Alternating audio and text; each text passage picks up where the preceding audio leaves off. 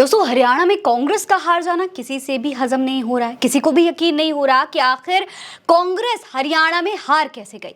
पहले कांग्रेस ने ईवीएम को लेकर के कई आरोप लगाए थे, लेकिन अब अलग अलग दल भी ऐसे ही आरोप ईवीएम पर लगाने लगे हैं। सभी को लगता है कि ईवीएम में कोई ना कोई खेल हो तो जरूर रहा है। दोस्तों, शिवसेना गुट के सांसद संजय राउत ने तो यहां तक कह दिया है कि चुनाव आयोग तो सभी को चूना लगाता है, उसे सबूतों से मतलब ही नहीं होता।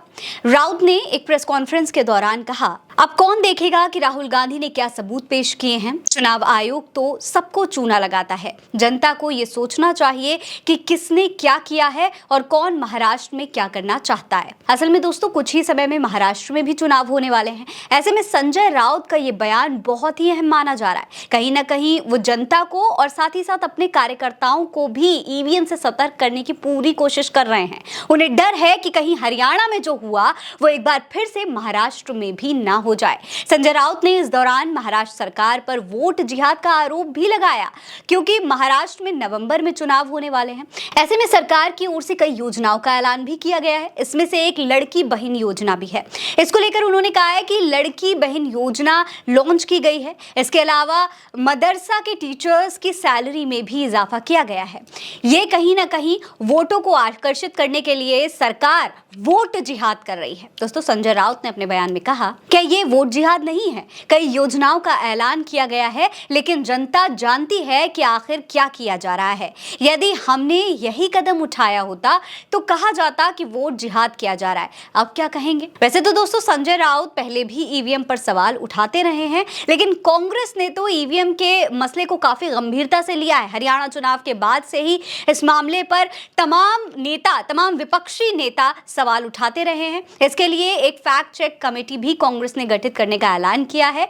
इस बीच हार को लेकर कांग्रेस लीडर प्रमोद तिवारी ने भी कहा है कि मंथन के लिए बैठक जरूर होनी चाहिए। प्रमोद ने अपने बयान में कहा, हमें 20 सीटों पर जानबूझकर हराया गया, वहां बहुत कम अंतर है। हम शुरुआत में ज्यादातर सीटों पर आगे चल रहे थे, लेकिन बाद में काउंटिंग धीमी की गई। इससे संदेह पैदा होता है। चुनाव न सिर्फ साफ सुथरे होने चाहिए बल्कि पारदर्शी भी होने चाहिए। इसलिए यह जरूरी है कि उन 20 सीटों पर फिर से वोटिंग की जाए जिस पर गड़बड़ी का संदेह है। अब सोचने वाली बात यह है दोस्तों कि लगातार ईवीएम पर सवाल उठने के बाद भी चुनाव आयोग सतर्क क्यों नहीं हो रहा है। आखिर हर बार आरोप को नकार क्यों दिया जाता है और महाराष्ट्र चुनाव से पहले यह बड़ा बयान सामने आना कहीं ना कहीं महाराष्ट्र चुनाव के लिए भी चिंता जाहिर कर रहा है। आपको क्या लगता है? अपनी राय हमें कमेंट सेक्शन में लिखकर जरूर बताइएगा। ये खबर आप उल्टा चश्मा यूसी पर देख रहे हैं। मेरा नाम है फरीन अंसारी। आप रहे स्वस्थ मस्त, बस यही है दुआ हमारी। नमस्कार। क्या पुलिस प्रशासन आपकी नहीं सुन रहा? गुंडे माफियाओं से भी है परेशान। अगर समस्या है तो बताइए। सिस्टम की प्रताड़ना को गुप्त रोग मत बनाइए। जनता का मुकदमा विद प्रज्ञा मिश्रा। अपनी समस्या हमें ईमेल करें या व्हाट्सएप पर भेजें। समस्या की गंभीरता के आधार पर आपको उल्टा चश्मा यूसी के स्टूडियो बुलाया जाएगा। उल्टा चश्मा यूसी जनता की भलाई के लिए प्रज्ञा मिश्रा जी द्वारा स्थापित एक चैनल है।